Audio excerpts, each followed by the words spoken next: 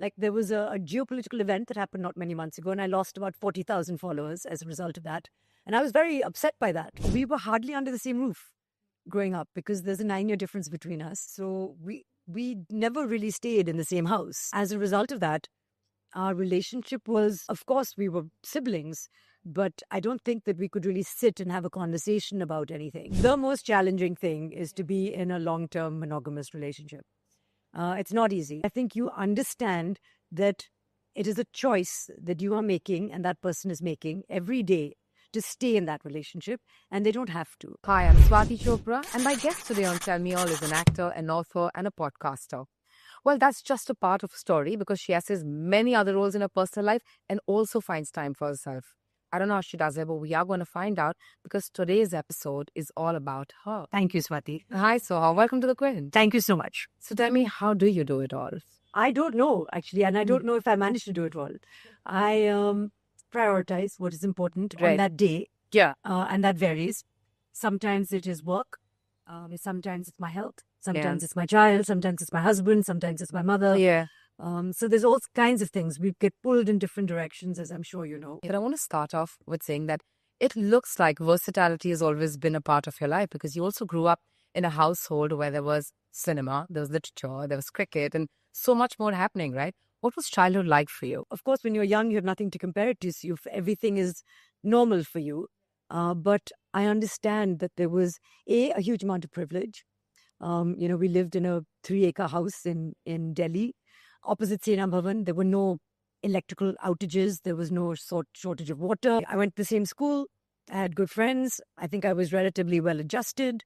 I was not hugely bullied. And very huge superstars as parents. Yes. But very normal. That usual sort of slightly absentee father in terms of he was present. Yes. But, he didn't really come to school that often. He wasn't really sure what the rules were for my sister and for me. And we exploited that. My mother really made the decisions. But he was very present. So actually, I want to correct myself and say he was not absent, but he just had a particular way of doing things, which was via my mother, I think. But very secure upbringing. I had a working parent in my mother. Actually, my father had retired, being a professional sports person. So there were times when she was missing. But that idea of a mother going to work, being the breadwinner, these are things that were taken for granted for me as a child. That's so amazing, right? Yeah. Like today, women sometimes have to fight for that. Yeah. And it's amazing that even back then, it felt so normal for you. Yeah. I didn't realize that it was not the normal. You spoke about growing up around superstar parents, right? Was there a time in your childhood when you realized the legacy or the fame that you were surrounded by? Was there this moment? I went to Oxford for my undergraduate degree. Yeah. And I went to the same college that my father went to, and that my grandfather went to, where they play cricket in the changing room. They have a board with, all the record holders. And my father's name was up there. And a lot of people that were not Indian, that were from all over the world, whether they were Australian and they were British, were aware of his achievements. And it was in England that he lost his eye and then went on to captain India and achieve everything that he achieved. So there are lots of people who are very familiar with his journey. And that's when I think I really understood him as a public figure. My mother, I think when I joined films, which was much later, and I was invited to go to Harvard to speak about Rang De Basanti and about South Asian cinema. And at that point, I'd not watched a lot of Hindi movies because my father didn't watch a lot of Hindi movies growing up. So we used to watch Guns and Navarone and, oh, nice. Forty Tars and a lot of British films and shows. Not a lot of Hindi movies. So I sat down and I think in the space of 2 months, I watched about 200 movies. Wow. Yeah. And a lot of them were my mother's. Right. And a lot of them were Satyajit Ray and her Bengali films and Mississippi Masala, which was a Hollywood film that she did. And then that's when I understood not only her achievements, but her versatility as an actor, her ability to work in English and Bengali and in Hindi. That I think I was hugely impressed by. And her work ethic. The fact that even today at the age of 80, she's had a movie release this year and last year. And still enjoys working and enjoys having an income. Like it really makes her happy to get a paycheck. Yeah. Independence, Yes. right? Yeah. I mean, I don't even know how much it is about the money. It's Yeah. just about being able to keep yourself busy I and think it's a do little what bit you of the money love. also. It's really nice to say, oh, I earned nice. this. And she gets excited about it. And so do Yeah. I. And I think that is nice. And it is empowering. Yeah. To earn your own money. And of course, the decisions that you can make independently as a result of that. And from a young age, from the age of 17, I was working and I was studying and I was living outside of my parents' home. Yeah. And of course, there was a huge security blanket in knowing that they exist and that safety net is there. But they always encouraged us to make our own decisions, invested in our education, and then told us to live our own lives. So when you do think about your childhood, what is that one memory that kind of stands out to you about your childhood? That's just as fresh as it happened yesterday. There are so many. Yeah. I remember breaking my nose in school Okay. in a baseball accident. And I always wanted to be the center of attention in school. I was like, I want everyone to like gather around and be like, oh, it's about me. But I think I didn't imagine it to be like that. Yeah. And it was quite horrific. Facial injuries, nose injuries, you bleed a lot and it actually looks a lot worse than it is. So it looked actually quite horrific. And I was taken to hospital. And I think for about 2 minutes, I enjoyed being the center of attention. And then I looked at my face in the rearview mirror of the car and I was like, oh God. I just remember that being a dramatic moment. And I remember my father coming to hospital and my mother coming to hospital. And at that point, my father's concern was, is her eye okay? Because I'd been hit with a baseball bat in the face. Oh my and he God. knew that my nose was broken by accident. I want to specify by Yes. accident. And I remember him being really concerned. He was so relieved that there was no permanent damage.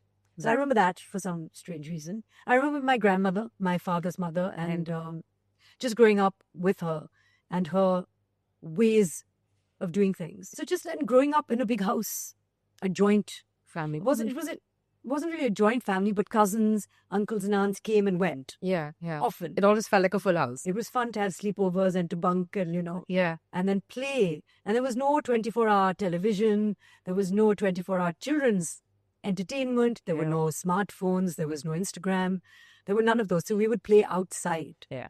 Which is something that I don't think really exists anymore. I think those were better days, man. Yeah. In terms of this constant need to entertain a child and be entertained. Yes. Like my son often says, oh, I'm bored. I'm Yeah. like, be bored. Yeah, be Okay. bored. Also, our generation of parents seem to be a little more guilty, a little more obsessive, a little more controlling, a little more, regimented in the ways that we parent. People weren't like that. Yeah. Then. I'm just thinking about all the things I do and you say regimented and controlling. They want me. I'm hugely regimented. I'm hugely controlling. Me too. It's like, Yeah. it's 8 o'clock, too Yeah. bad. 8 o'clock, too bad. He's Yeah. like, oh, 8 o'clock or something, I go crazy. Something happens to me and Kunal is like, why is the whole house dark? Like he comes out of the bathroom or the bedroom and he's like, people like need to find their way around the house and she's in her room. And I'm like, shh, be quiet, be quiet. And then nobody rings the doorbell and like the Amazon guy knows to leave the package outside. Nobody comes to our house. Between 7 and 8:30, they're like, we're not going to Zoha's house. You spoke about your mom, you spoke about your dad. Of course, growing up in a household like this, there's so many influences that you kind of latch on to, grow on, learn from, right? Who's that one person from your family you think has had the maximum influence on you growing up? It's hard to find one, but I think for me, my father was, and I think for any young child, they say, that male role model is very important and it shapes you in so many ways that you don't even realize. I think for me, because he was so silent and he was very much a non-teacher. He didn't believe in telling you what to do, but he lived his life in a very authentic way. And I think that I understood by watching him that these are the values that he subscribes to. And I really wanted to emulate that and to imbibe that and to be like him. For example, he and I have, for as long as I knew him, he passed away in 2011, he never raised his voice, ever. What? Yeah, he never really lost his temper. How? At most, like he would just be like, Rinku, which he'd call my mother. Yeah. And that was it. And I don't know, he was just had self-regulation and patience and control. I don't know. Did you ask him, how do you do it? Is it a secret? Didn't ask him how he did it, but I watched him and understood that this is something that I would like to achieve. Yeah. And I have almost universally achieved that. So can you tell me how to do it? I think the idea is not to care too much. He just managed to command authority without demanding it. He never said like, you would just listen. And when he was around, everybody would be on their best behavior. I think just because of by virtue of who he was. Yeah, makes sense. And then just the whole idea of taking things in your stride. So, of course, huge privilege, aristocratic background, but he did see a lot of loss in his life. He lost his own father at the age of 11. He lost his eye. He lost his homes and land, and lots of things happened. And he was not really, as far as I could tell, at least it didn't, in his own private time, perhaps he was affected by it, but it didn't really shake his sense of self too much. So I feel like those things, fame, fortune, they come and go in your life. They shouldn't define you. Yeah. It's very easy to attach ourselves to those things. Yes. Yeah. It is. And competition and ambition and the rat race and, followers and being popular, all of that is sort of part and parcel of the same thing. And fame and fortune under different names. It's important to have a stronger sense of self. And again, that validation, it's easy to say, shouldn't come from those external, slightly more whimsical sources. It needs to be something that's more dependable. Yeah, I have lots of questions on that. But before we move on to that, I really want to talk about you and Saif, growing up. What was it like? Were you guys like friends or the elder brother, younger sister kind of relationship? It was neither. We were hardly under the same roof growing up because there's a 9-year difference between us. And by the time I was born, he was pretty much on his way to boarding school in England. And then by the time he came back, I was, off doing this, that, and the other. And then he moved to Mumbai, and I was in England for university. So we never really stayed in the same house. As a result of that, our relationship was, of course, we were siblings. Yeah. But I don't think that we could really sit and have a conversation about anything. Now, it's completely different. Ever since moving to the city, and I did live with him for some time when I first moved out, and then quickly moved out and got my own place. But we connect on many levels. And sometimes we don't connect. He's a very different person to I am, but we have lots in common. Lots of things that perhaps we feel other people may not get. That's what siblings do, right? We have shared trauma, shared experiences, shared parents, all of that. And of course, when you're 5 and you're 14 and when you're 35 and you're whatever, 44, my maths is very bad, or now when you're like 46 and 55, then the age gap seems less and less. I think the one thing that I feel that maybe the two of you have in common whenever I've interviewed him and now that I'm talking to you is this absolute strong sense of self as opposed to external validation that you touched upon. I think that is kind of maybe common in the two of you. I also see him as someone who's also private, like you, and also very comfortable being alone. I don't know. I get the sense. Oh, he also is very comfortable being alone. All of us are. So is my mother, so is my sister, so is my father. So it must be a family thing. So I don't want to mislead you. I am vulnerable. Like there was a geopolitical event that happened not many months ago and I lost about 40,000 followers as a result of that. And I was very upset by that. And I was trying to think of, I think I was also a little under the weather and there were a lot of things that were happening. Yeah.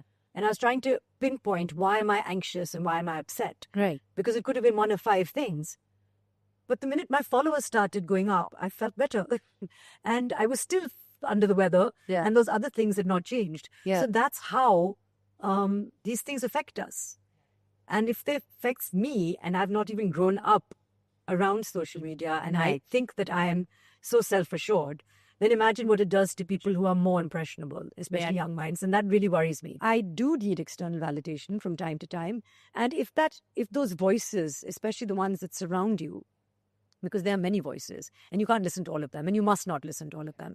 And some of them you should block. But the ones that are close to you, perhaps the one that teaches you, if those voices are kind and make you feel better and are supportive, then that really goes a long way. If those voices are negative, then you have to dig really deep to keep that sense of self, which is possible, but it just is harder. It is. But just take it with a pinch of salt. Really take Yeah. what works for you, not Absolutely. kind of base your self-worth completely No, on it. you But that's must what's always learn happening. to filter Yes. and, try and take the good Yeah. and, read the bad. I read everything, if Yeah. it's a comment. I don't want to be tone deaf. The idea is to engage. So I want to read. And of course, I can tell the difference between constructive Yeah. and something that is just hateful or has no purpose really, or is orchestrated or is manipulated or is a Yeah. bot or whatever. We spoke about growing up around superstar parents. Have you ever felt like the shadow was so overlarge and looming, but you carved a space for yourself, whether it's being an actor, an author, and now a podcaster? How easy was it for you kind of carve that space for yourself, your own identity, and walk away from not walk away, but just move away a little bit from the shadow and really fly on your own? I think that from a young age, I felt loved and Yeah. special. And, That's so whatever, nice. I think whatever our small jota mota achievements were Yeah. celebrated, That's nice. and I think that to my parents' credit, they were super achievers. Yeah. They excelled in their chosen paths, but there was never any expectation for us Yes. to excel. Or And- choose the same path. Or even, there was actually a hope that perhaps we wouldn't choose acting and we might do something else. I feel that, they never put that pressure on us to excel, that celebration of things that are small achievements. All of that contributes, I think, to a sense of self. My strength in my family was sort of my academic background. I really felt that they were proud of I excelled in school. I went to a really good college that is hard to get into.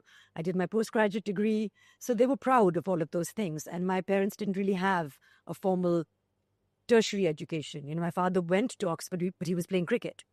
And my mother didn't go to college because she was working in films. So I feel like this is something that they were proud of. And I felt like, oh, this makes me stand apart, at least in my family. And as a result of that, I still hold on to that even today. There are things like whether it's writing a book or now doing this podcast where I'm able to use my strengths as somebody who has researched, who writes, who's interested in certain nonfiction elements, make conversation with people, hopefully make people comfortable enough for them to open up to me, which is something that I'm not used to doing because I'm usually on the other side. So, those things are interesting. And like my brother, who's obviously very famous, Kareena was very famous, Yes. a superstar. Everyone is so excited for this venture of mine and so supportive. You spoke about Kareena. What is that dynamic like? Whenever we see the two of you together, even if it's in pictures or just really casual videos that you'll put up on Instagram, it seems like it's beyond a sister-in-law relationship and more like a friendship. Tell me if I'm right. I don't know what a sister-in-law relationship would be like. I mean, that must vary depending on who your sister-in-law is, and who you are. I feel that Kareena is an incredibly genuine person. One of the things that matters most to her is family. She is a very hands-on parent, wife, daughter, sister, and so many other things. We have known each other for many years, but it has taken time, as I think any genuine relationship does. Yeah. Sometimes you hit it off in the beginning, but I think especially when it's a relationship like this through marriage, I feel like sometimes it takes time to build trust and to get to know someone and to have an independent relationship with them outside of, your husband. Why you're bound, yeah. Why you're bound. So I feel like that has happened. Nice. It took some time to happen, but I think that has happened such that I feel like we have an independent relationship. And there are many things that we connect over. For example, I think being really good daughters. That's so nice. Yeah. I'm saying that of her, but I'm saying that of myself as well. But I'm not amazing. I'm sure your mom will agree. I don't know. I was just thinking that she's be like, you never called me back. But All mothers complain. Yeah. I want to quickly go back to carving your own space in the industry. There are the times that you've chosen to kind of step away and not be pushed into this traditional, what they call the rat race of Bollywood, right? But did the thought of ever being out of sight, out of mind, being an actor, did that ever cross your mind, or was it really easy? It does cross my mind, of course, mainly because I think I'm surrounded by so many people who are more ambitious than I am. And that rubs off on you, and then I have to just remind myself but that's not who I am. And it's all right. I'm a content person. So why am I suddenly feeling this sense of insecurity? Maybe. I mean, how well do we really know ourselves also? I don't know. I am comfortable. I have been accused of being lazy at times. And I think that that is true to an extent. But when I do something, I work hard at it. Sometimes because we work with actors and we live with actors and we're married to actors and we're related to actors, some of that energy rubs off on you. I have to remind myself that my work has always been a part of my life. I am ambitious, but I also enjoy things outside of my career. And I can again say that because I'm privileged to be able to choose when I want to work and when I don't want to work and how much I want to work. Having said that, I want to work more. In your career, what's the one moment that you felt like, because as an actor or in anybody's life, there are highs, there are lows, there are quieter moments as well. What those quieter moments kind of taught you about being an actor that you felt, oh, this career is really challenging? Is there a moment like that from your career that comes to your mind? There are many things that are challenging, but when you talk about the quieter moments, those are times when you are not working. And now, of course, I have other things. I have a daughter and I have a home and I have this podcast. But there are times when, we were younger, when we didn't have all those things. And as I said, when there was only theatre and we didn't even have OTT. And that could make you feel very insecure, especially a generation ago when even scripts were not really, you weren't seeing yourself in your 40s represented on screen at all. So you really thought, okay, I'm going to get to a certain point when I'm 30, 35, and then I'm going to be unemployed and I have to think about what to do next. So all of that can create in a career where you don't get a monthly paycheck and also you have no control over how much you're going to work. That's probably why my parents were protective about me and didn't want me to join films. Because I get that. At least if you're a banker, which is what I was doing, they said there's a clear trajectory. Keeping all of that in mind, every moment, I think, when you're sitting at home is important, I think, for you to remember sometimes that it is a phase. Sometimes you have to motivate yourself. Sometimes you have to network, make phone calls, do things that you might find. Why do I have to do this? Why do I need to go to this party? Surely my work should speak for itself. And then you're like, how does casting work? And it's a very large industry, but it's a very small industry at the end of the day. The key thing to remember is that there will be ups and there will be downs, and to have a certain amount of stamina to see it through. Having said that, it's a lot easier to say, especially I think in this world, which can be very unforgiving. So I think if you can create some kind of, emotional and economic safety net, people don't like it when I say that because they feel like you should have the hunger and you should not have a plan B. But I'm very much a plan B kind of person. I think we're going to take a quick 5-second break here because Soha hasn't eaten anything. She's been doing interviews all day. But I can continue to eat while we chat. Can eat and chat. I think I'm quite a neat eater, but we'll find out. Thank you for chopping up my food like I do for my child. Abhi mujhe chhuri ki zarurat nahi hogi. Thank you very much. Take a bite first. You ask me long questions. I'll just keep talking. And talking about films, if there was a film set you had to go back on, okay, which one would you pick and why? Oh, that's lots of fun on many sets. I can tell you the set that I don't want to go back on is that of Tum Mile. Especially the Mumbai one in Bhandup, where we had to recreate the Mumbai floods. Right. And they basically took a very large studio and they filled it up with water. Oh. And I think whoever was saying Itna Pani was a very tall person because Itna Pani for him was like Itna Pani for me. And I was like, and it was definitely unsanitary, those conditions. Films that I really enjoyed, Rang De Basanti. Yeah, of course. It was huge fun. Yeah. We were all very new. I think all of us auditioned, except Amir, of course. Yes. And were very excited to get parts in that film. And we traveled the country. We shot in Rajasthan, we shot in Punjab, we shot in Delhi, we shot in Mumbai. And we had so much fun also because Binod Pradhan was the cinematographer. He takes his time lighting the set. Sometimes it can take half a day. Sometimes it can take a day. So there were days when we were just hanging and, playing games. Yeah. And Sharman and I were doing, ab crunches in like weird places. And Amir liked to play word games. And Scrabble and things. So Trivial Pursuit. We had a lot of fun on that set. So that's a set that was great fun to work on. We've, of course, spoken about you growing up, a little bit about your films, Saif and you, Kareena and you. Now let's come to one of the other most important relationships in your life. Kunal and you completed 10 years of marriage and 17 years of being together. I want to know how you'll do it. I don't know. It's the most challenging thing is to be in a long-term monogamous relationship. Yeah. It's not easy. As I might have referred to the fact earlier, I'm quite lazy. not just with my work, but sometimes with my friendships and with my relationships. And that is not a good thing. I think it's good to be true to yourself, but sometimes you have to make an effort. And I'm doing that. I think I'm doing that now. Yeah. I feel like, especially a marriage, and today in a city like Mumbai, where we all live in these nuclear families now, Yeah. there's a lot of pressure on husband and wife to be there for each other, take out a lot of our stress on each other. That's why it would be nice to have a wider community, I think, such that you can spread the love and also spread a little bit of that stress, maybe.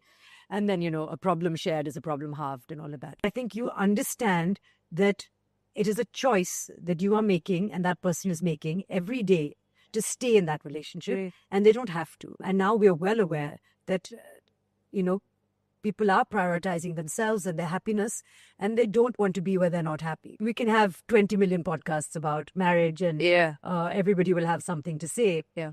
But I think that it is definitely challenging. What I appreciate about Kunal is that he's a hard worker Yeah. and that he's a romantic. Oh, how sweet. Yeah. So he wants a good marriage. Nice. He's not going to settle for less, Nice. and he keeps me on my toes.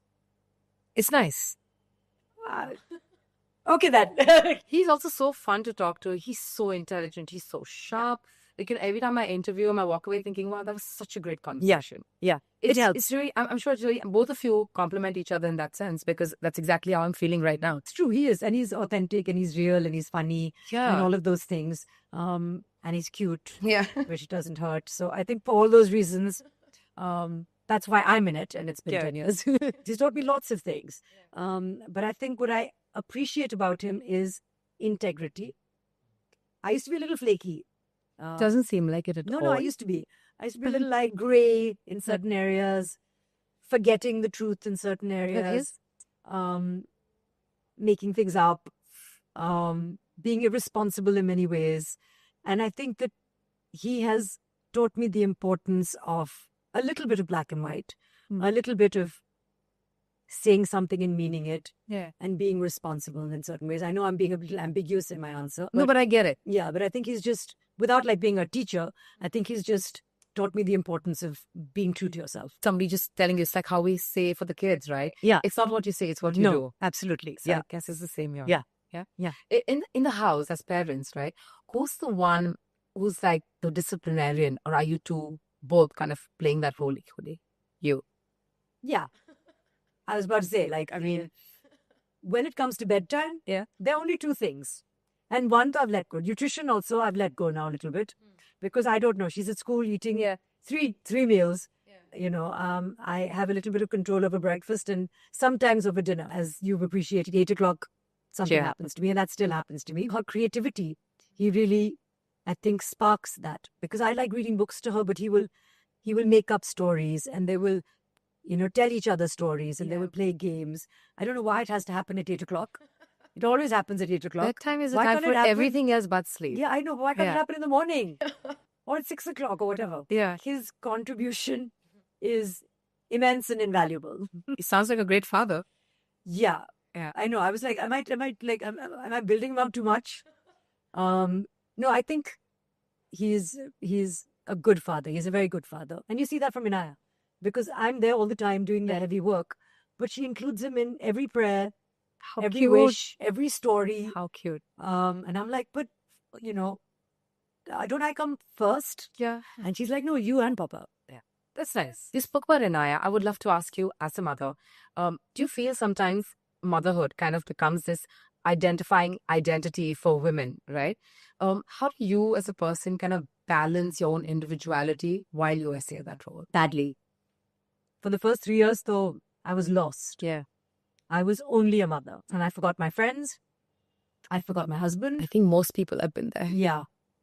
Everybody was offended by me. They told me afterwards. And I could see also that I was offending people, and I didn't care. I was like, this is my child. I'm going to do everything. Same. And, I don't care. I know only I can feed her. And Yeah, only I can put her yeah. to bed. And so I'm sure that a lot of people do that. But I did lose my identity in that. I do think that, they say women are good at multitasking, but I like to do one thing and I kind of give it all my attention. And that's a personality thing that I've seen come to the fore in different things as well. Like in the past with relationships as well, I would get lost yeah. in a relationship. And this, of course, is a hugely important relationship between mother and child. So I think that that happens. So now I'm trying to navigate that, but it's not like I chose to achieve that balance. Inaya's now grown up, and she's the one who's actually like, it's just happening. I'm hanging out with my friends. Please organize this play date. I'm going to school. Yeah. I have this class. Yeah. So I had no choice Yeah. but to explore other avenues of being who I am. Right. And luckily, they exist. Go back to apologizing to my friends and saying, I'm so sorry. Can we have dinner? Because, now Inaya is in bed. And they're like, oh, I guess Inaya is busy and Kunal is busy. And am I the fourth call you've made? And I'm like, no, not at all. Yes. Motherhood also, at least for me, it kind of, I don't want to, I'm not, again, attaching my entire identity to motherhood, but I do know personally for me, it shifted a lot in me. Yeah. It kind of made me a new person. Yeah. There are a lot of aspects of myself that I love today is because I'm a mother. Yeah. What shifted in you when you became a mother? What are those aspects that kind of you saw bloom in you? One very tangible thing changed. I have never gone shopping for anyone else. Okay. Ever. Apart from the odd birthday present. Yeah. I would never think to buy clothes for anybody else in my family. And then suddenly I became a mother. And now when I go and we travel, for example, I don't even get an opportunity to shop myself because I'm just enjoying buying things with Inaya, exploring things with her. I don't know what that is, but it's just interesting to see. I think that I was quite self-absorbed in the past, and I feel like now I care for someone else. Not in a husband-wife or a girlfriend-boyfriend sort of way, but in a sort of way where I genuinely put someone ahead of me. Yeah. And the anxiety, I was not an anxious person before I became a parent. I get that. Yeah. And now, I'm always like, either she's woken up too early or she's sleeping in too late. Does that mean she has a fever? She's not woken up. It's like 7 o'clock. Is she unwell? Then they could ask, like, you're crazy. What is wrong with you? She's woken up too early. Is her stomach hurting? I don't know. I don't know, like, what it is. Yeah. But I feel you. I am like that Yeah. too. You step 5 minutes up, but like, Yeah. Mom, are you okay? Are you okay? Stomach's hurting. Yeah. If he's gone to the loo like once, Yeah. what happened to you? And even I'll be like, just, just relax. It's okay. Yeah. Like, I'm okay. My son's constantly telling me, Mom, you have to learn to chill. Yeah. I don't know what that means. Yeah, but my mother worries about the three of us now. Yeah, see? And her son is 55. Yeah. I'm like, I think he'll be okay. She's like, no, I worry about self. Yeah. It never ends. Yeah. That never ends. Yeah. I want to move a little bit away and talk about the podcast, of course, what is it all about her that you think it kind of sets it apart from all the digital noise that we have around us today? The idea is, and what I've been told is slightly refreshing. It is the format of having a phenomenal woman, I call them, because they're not always celebrities. Yet some of them are not familiar faces. Yeah. But they connect with the subject. Yeah. And it's a sort of thematic podcast. I love the subjects that you pick. Yeah, they're nice. And there are lots of them. Yeah, I love them. So the idea is to have somebody who has been through a journey connected with that subject. And then we have an expert. Because often our role models may not be able to give us credible advice. Yeah. And so I want somebody who has experience. I think that's great. Who has a degree. Yeah. Who has spent years on a subject to actually give us some key takeaways. So whether it's nutrition, Malaika is synonymous with, also because she enjoys food. Yeah. And she actually enjoys eating, but she eats clean and healthy. Yeah. And there's a lot of things that she does, whether it's intermittent fasting or it's water therapy. She has a restaurant. She has all kinds of things that are connected with food. So that therefore she was an organic choice for the phenomenal woman. And Rijita, as a leading nutritionist, gives us those takeaways. So I think that format, I wanted to make engaging content that is also informative. Your lineup, of course, has a lot of popular faces, like you said, celebrities, some not known maybe, but some of them are, of course, very closely already, like say Malaika, Kareena, or Sara. Is it something that they revealed to you on the podcast that you didn't already know? I don't actually. It's not like I know Malaika that well. We meet in social situations. Right. But, this was the longest conversation that we've had. There is a Sara, of course, I know. Yeah. And, Kareena and I have lots to talk about in various occasions. I think that when it comes to, it's all about the questions, right? These are questions that I may not have had an opportunity to ask them Right. up until now. Yeah. Um, Because the setting is different. because the setting is Yeah. different. Like Karina's talking about positive parenting. Yeah. Sarah's come on board as well. Mm. And there's a lovely episode on 3 generations of women Oh, nice. with my mother, with myself, and with her. How nice. Which That is sounds nice. really interesting. Yeah, which is nice. So if Inaya had to watch All About Her 15 years later, okay, what For is 1 hour of screen time. 1 hour screen time? I She'd don't be like, think no, you'll I want to watch K-pop Demon Hunters. what do you hope she learns from it? About you? I think that, in this whole attempt to be authentic, which we're all trying to do these days, whether you're on the podcast, whether you're in front of the camera, whether you're not in front of the camera, the idea is to more or less be the same person if possible. That doesn't mean that you need to share everything with everybody, but what you do put out there, try and keep it as close to who you are when you are playing yourself, obviously, when you're not playing a fictional character. So I would like her to see consistency in who I am, not watch that podcast and say, that's not who you are at all. Nice. You're pretending to be so serene and calm and like you have it all together. So there's messiness on the podcast, like there's messiness at home. And my attempt is to try and be the same person. Okay, so I'm going to ask you some really, really quick questions while Okay. you eat. Because if you Long questions, quick answers. I'll just be like, yes or no. one thing Inaya has taught you, take your time. No rapid. She has taught me to listen. Literally, she said, stop and listen to me. I don't want to do this. I don't want to go to this person's house. Right. I would like to just stay home today and do nothing all day. And I'm fine with that. Okay. Kunal in one word. An onion. Too many layers to him. Yes. Good. Doesn't make you cry. Yeah. Okay. Like that. No, yeah. He's layered. Karina or Saif, who gives better advice? Bhai will give you more advice. Karina will not give you advice unless you ask. And I think Bhai will also not give you unsolicited advice. But he is a fountain of experience, I think. He has lived and seen a lot. Yeah. And he is happy to share. So I think that he has probably given me more advice than Karina has. But that's not to say that she can't. It's just I've gone to Bhai. Yeah. And that's just been like the natural Yeah. order of things. If Saif had to describe you in one word, what would he say? I don't know. You'll have to ask him. We'll ask him. Ask him. Okay, done. And then tell me what he says. Okay, we'll send it to you. And how long it took him to say. Can you tell him to come on the podcast then? Just for this reason. Just for this reason. Like he's going to listen to me.